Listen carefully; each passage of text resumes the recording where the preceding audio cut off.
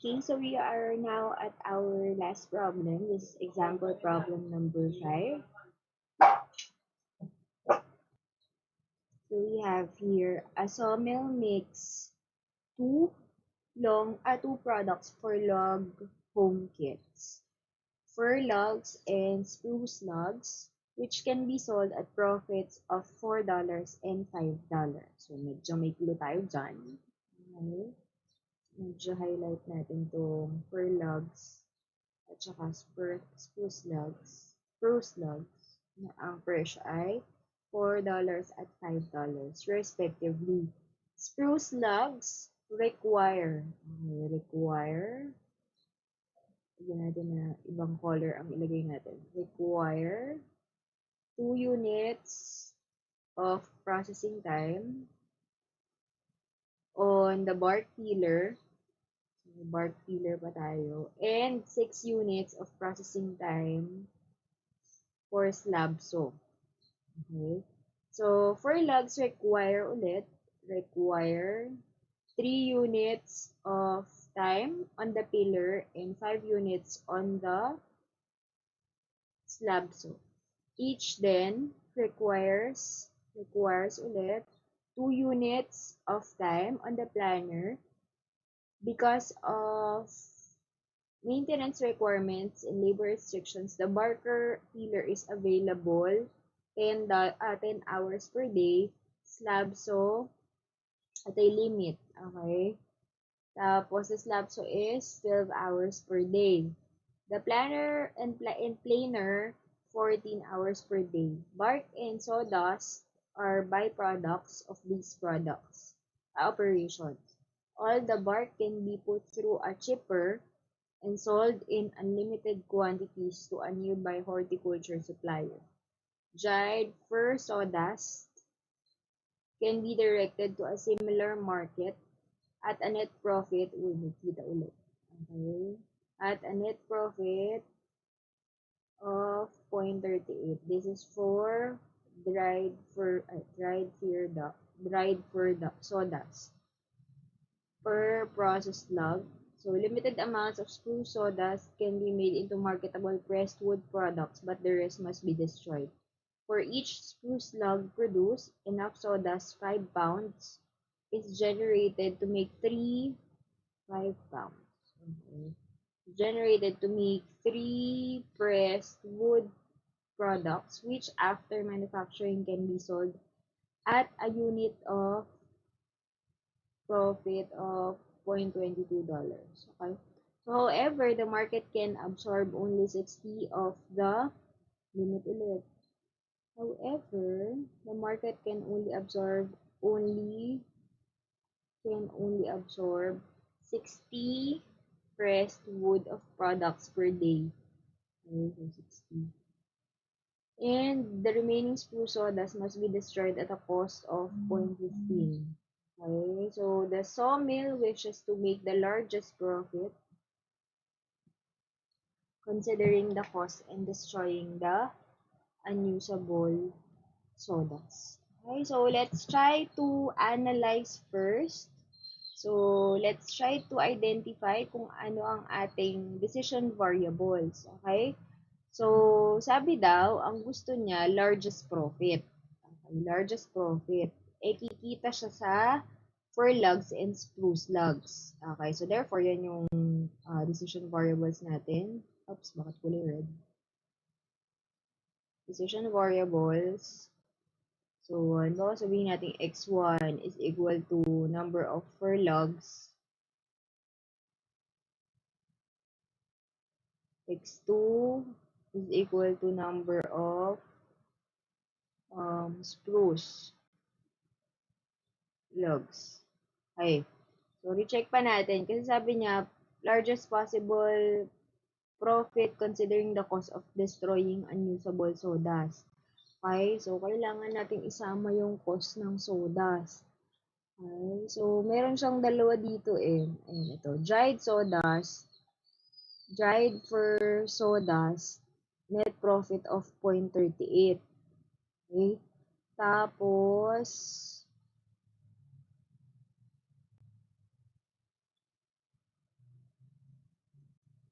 Okay. So, ibig sabihin, dalawa yung spruce na sawdust niya. So, isang gagamitin, isang used at isang destroyed. No? Okay? So, dalawang klase ng sawdust ang meron. Kasi yung isa, yung after manufacturing, 0.22 ang presyo. Yung isa naman ay 0.38. Okay? So, i-suppose hindi. Hindi. Ang destroyed ay 0.15. Are. Kasi hindi siya naka-highlight. Ang destroyed cost ay 0.15.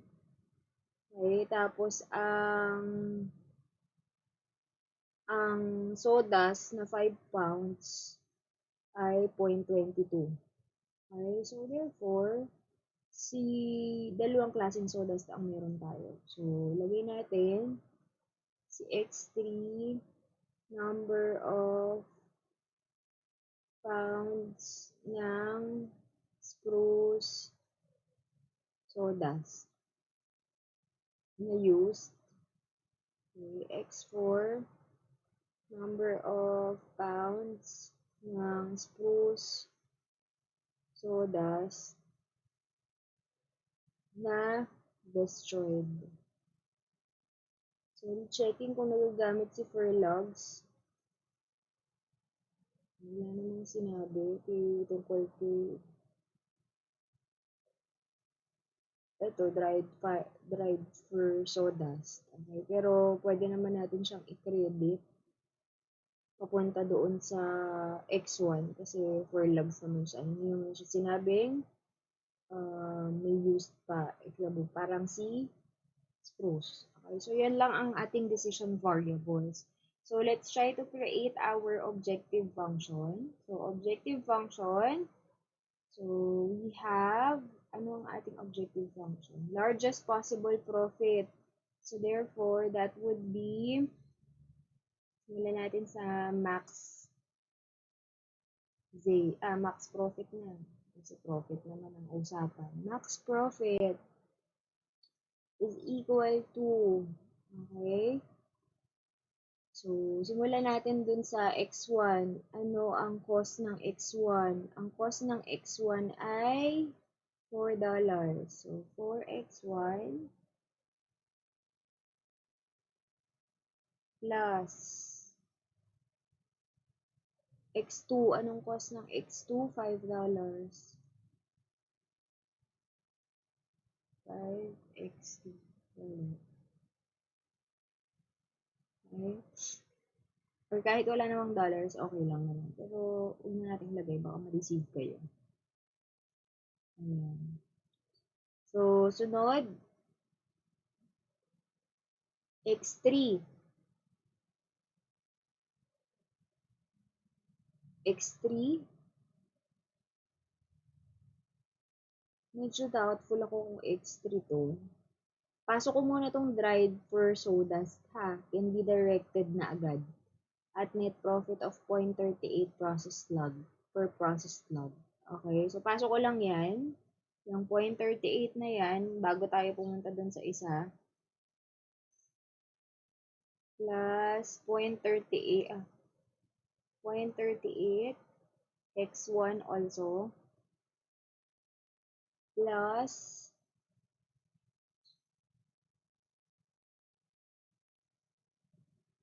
ito na yun. Okay, x3 na tayo. X3 number of spruce logs na parang nag-move. Number of spruce sawdust used. X4. Number of pounds of spruce sawdust used. Ito ang sawdust used natin. So, itong for each food log produced, enough sawdust 5 pounds is generated to make 3 pressed wood products which after manufacturing can be sold at a unit of 0.22. So, ibig sabihin, 3 pressed daw out of the 5 pounds. Ano po, okay? So, therefore, ang ating variable ay 3 pressed logs over 5 pounds multiplied by, anong cost yun? Multiplied natin dun sa makikita kada 3 pressed logs. So, 0.22.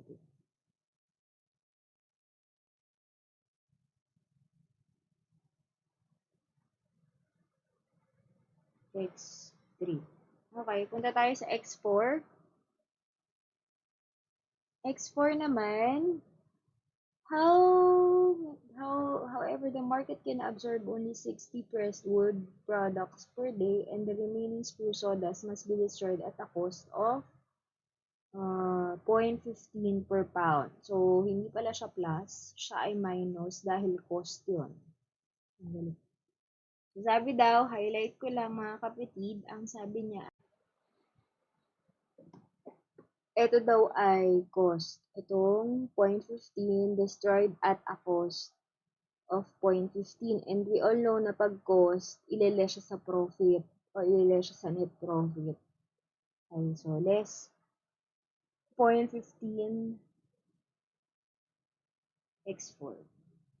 Less 0.15 x4.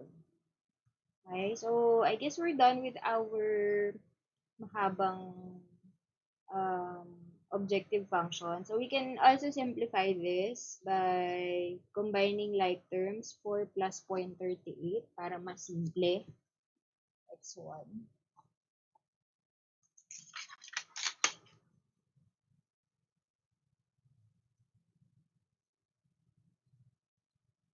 4.38. Kinalkyo ko pa. Galing. 4.38 x1 plus 5x2 plus 3 over 5 times 0.22. 0.132. 0.13, oops, 0.132 x3 minus 0.15 x4. Okay, so this is our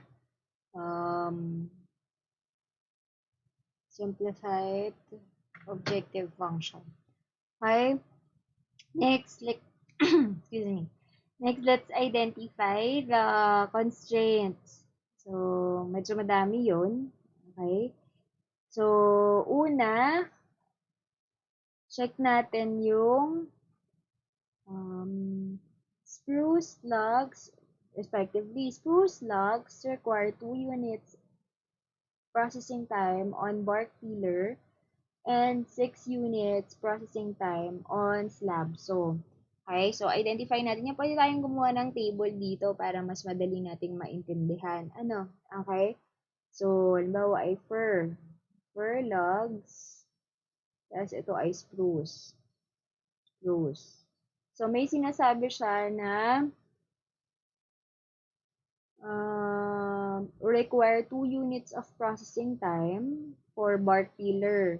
So, bark peeler, si spruce kailangan ng 2 units of processing time and 6 units on slab. So slab, 6 units. Okay? Sunod, for logs require 3 units of time on the peeler. 3 units of time at the pillar and 5 units on the slab. So, di 5 siya dito. Okay? So, each then requires 2 units of time in the planer. So, planer, meron pa silang planer. Each requires 2 units sa planer. Okay? Tapos, because of maintenance requirements and labor restrictions, the barker peeler is available hanggang 10 hours per day.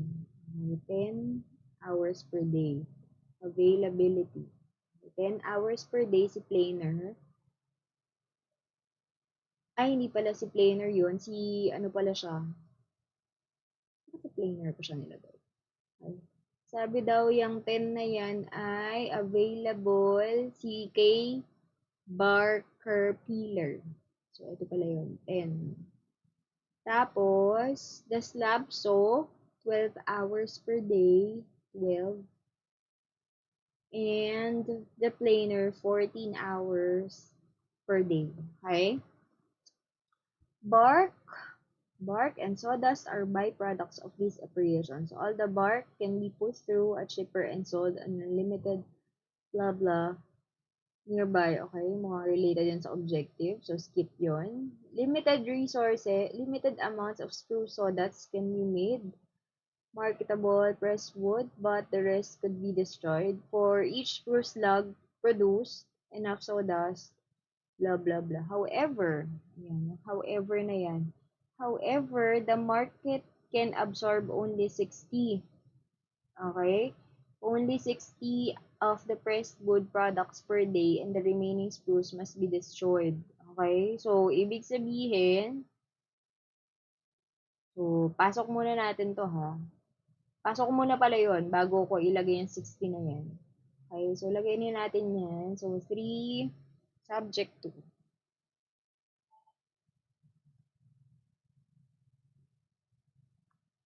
3x1, x1 yung pure logs, yeah. 3x1 plus 2x2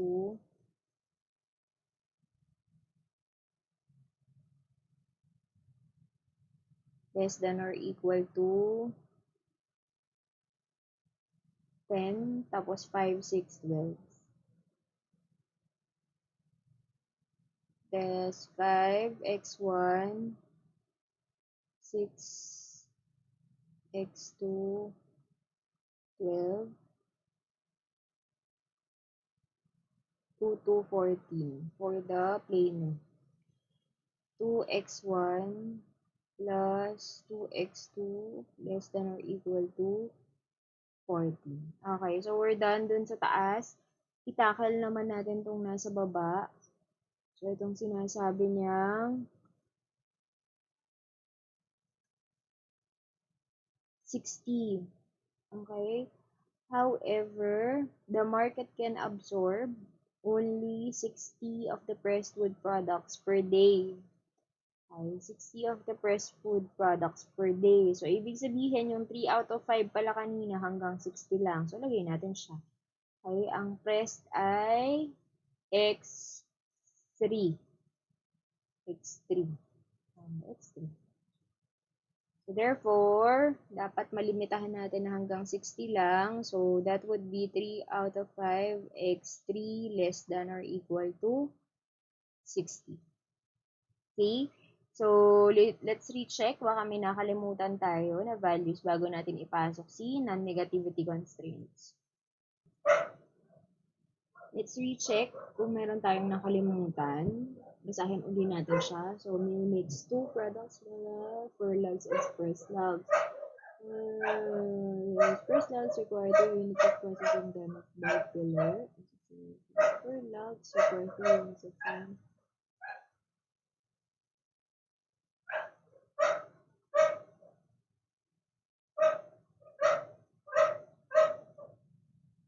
The rest must be destroyed. For each spruce log produced, enough sawdust is generated to make 3 pressed wood products. Okay, so guys, I guess itong part na to ay medyo kailangan din ng constraint. Itong part ng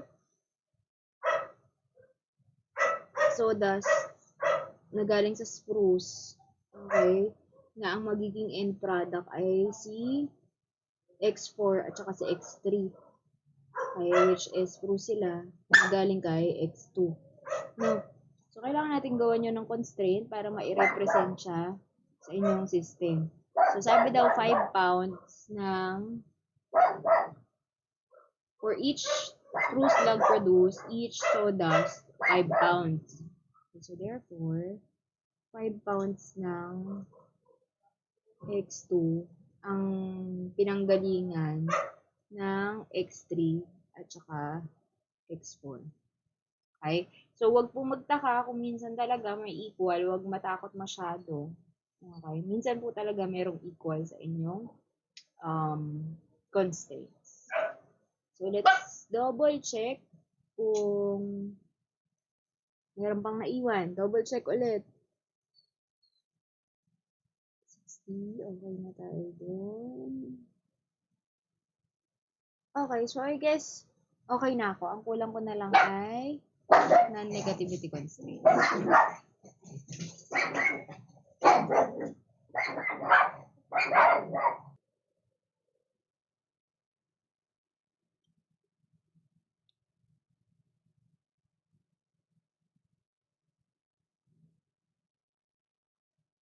See? So this is our formulated problem for this problem.